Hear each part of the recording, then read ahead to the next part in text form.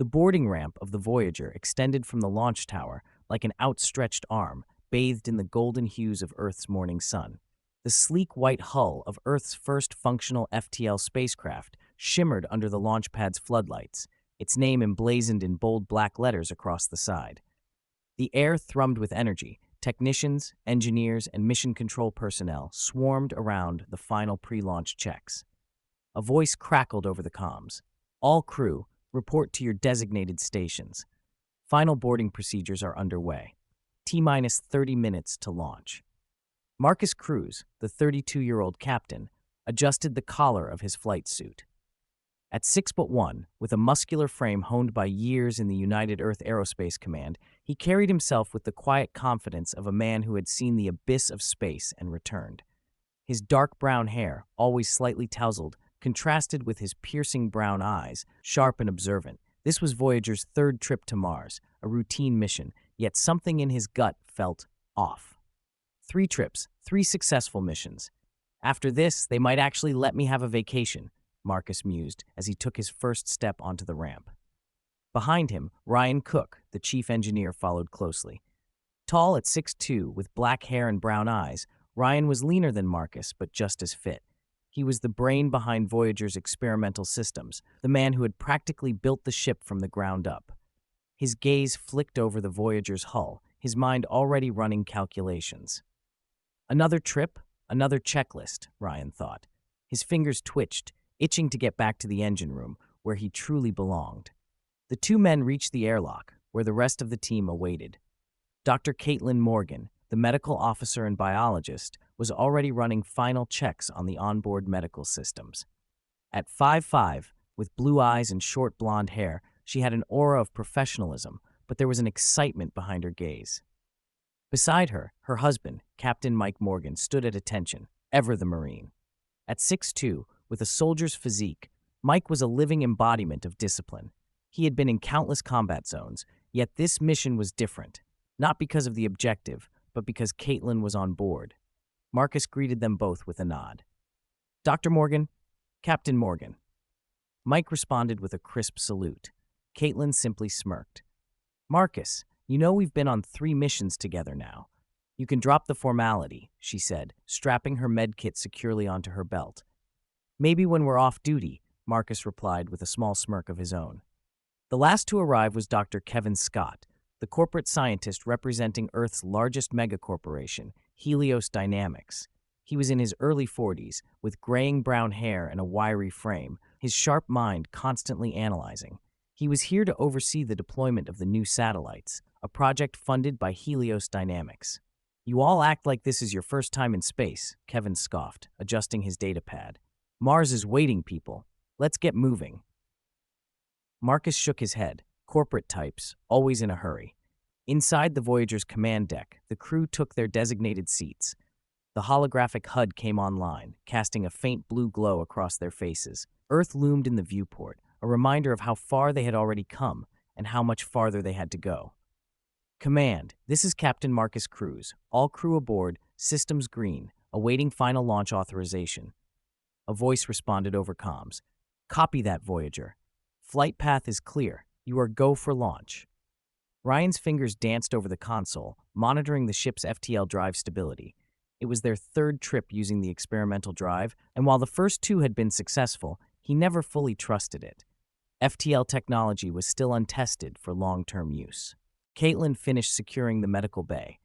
Mike checked their emergency weapons. 5 minutes to launch, came the voice from Mission Control. Kevin leaned back, sighing.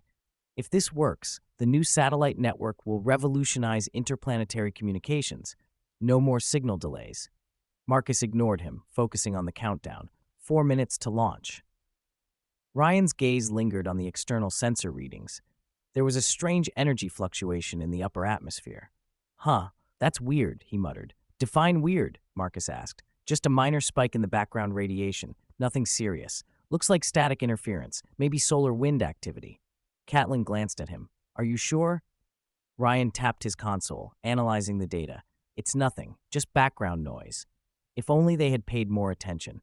The FTL drive hummed to life. Voyager's engines roared, the ship trembling as its massive thrusters prepared to break free from Earth's gravity. Primary systems online. Artificial gravity stable. FTL drive primed. The countdown continued. 10, 9, 8. Ryan's eyes widened. Wait, what the hell is that? A spike in the anomaly reading. The radiation levels tripled in an instant. 7, 6, 5. The anomaly wasn't background noise. A rift was opening, a tear in spacetime, directly in Voyager's flight path. Abort launch, Ryan shouted. We've got a spatial distortion forming, but it was too late. 4, 3, 2. The FTL drive engaged. A blinding flash of light consumed them. Space twisted. The stars vanished. Voyager was gone. Darkness. Silence. Then alarms blaring. Marcus gasped, blinking rapidly as his vision swam. The ship shook violently, consoles sparking as emergency lights flickered. Ryan was struggling to breathe. Katelin was unconscious. Mike was pulling Kevin out of his seat. The view screen flickered online. They were no longer in the solar system.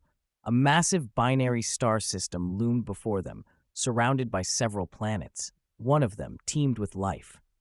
Marcus gritted his teeth, his voice hoarse as he struggled to regain control.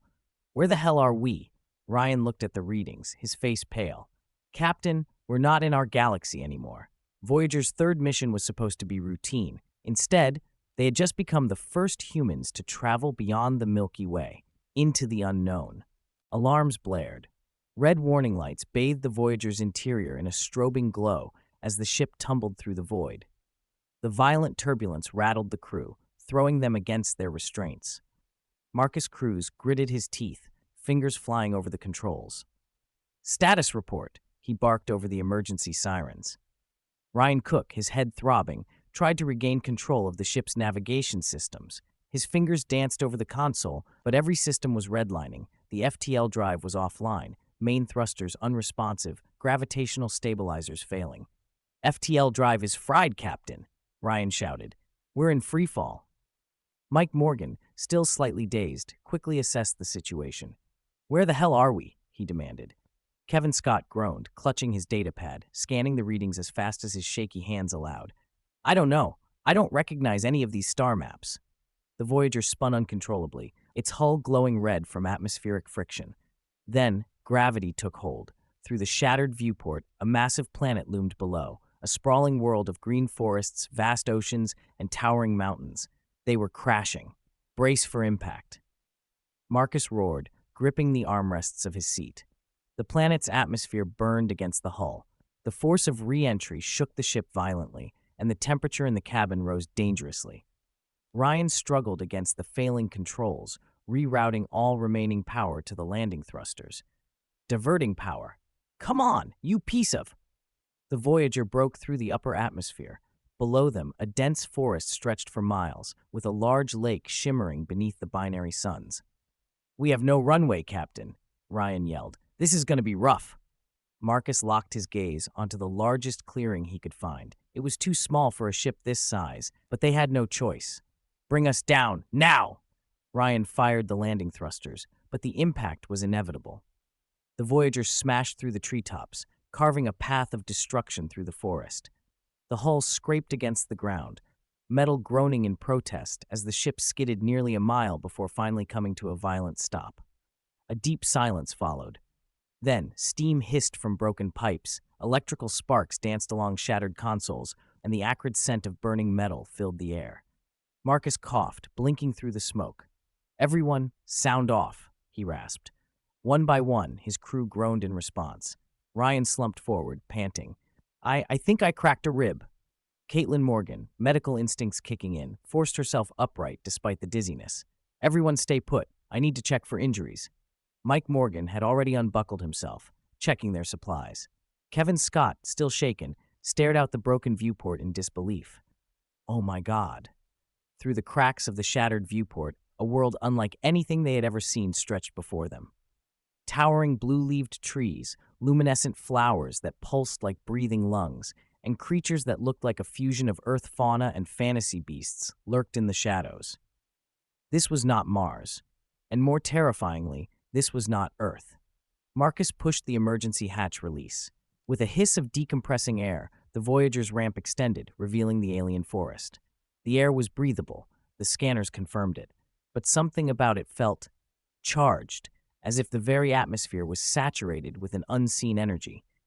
Katelin, armed with her medical scanner, took the first cautious step out. Gravity's slightly stronger than Earth's, but within tolerable levels. Mike followed close behind, his hand resting instinctively on his sidearm. Ryan, limping slightly, muttered, "We shouldn't be alive. That was an FTL accident. We should have been atomized." Marcus exhaled slowly, scanning their surroundings. The fact that we are means we need to figure out what the hell happened, and more importantly, where we are. Kevin adjusted his glasses, his hands trembling as he held up his datapad. "I don't understand. This world, it's teeming with life. This isn't some random exoplanet. It's almost like it was waiting for us." Before Marcus could respond, movement. The bushes nearby rustled. Mike immediately raised his rifle, his eyes sharp. "Contact. We're not alone." Marcus signaled for silence. The crew held their breath. Then, a figure stepped into the clearing. The being before them was human, but not quite. She was tall and regal, with silver hair cascading down her back, long pointed ears marking her as something more than human. Dressed in robes woven with silver and emerald threads, she held a staff crackling with energy. Behind her, armored warriors emerged, clad in ornate battle gear, their blades shimmering faintly with energy that defied science. Katelin whispered, "Are those elves?" The silver-haired woman observed them with calm yet wary eyes. Then, to the crew's absolute shock, she spoke. "You are not of this world, yet the stars have delivered you here." Her accent was strange, yet somehow understandable. The crew stiffened. Marcus stepped forward, his mind racing. "We are explorers. We mean no harm." The woman's gaze hardened. Explorers or invaders? The armored warriors tightened their grips on their weapons. Mike gritted his teeth, his instincts screaming at him. This was a standoff. Ryan whispered, "We just got here, and we're already making first contact with a medieval army. This is either really good or really bad." The woman's eyes flickered with something unreadable. "Come with us. Our king will decide your fate." The warriors surrounded the crew, escorting them away from the wreckage. Marcus exchanged a glance with his team. This was not how their mission was supposed to go. But fate had other plans. As they were led away into the unknown, one truth settled in his mind. They were stranded. And this was only the beginning. Thanks for watching. If you enjoyed this episode, hit the like button, share with fellow sci-fi fans, and subscribe so you don't miss the next chapter of the journey. Stay tuned for more adventures. Here is another video I know you will enjoy.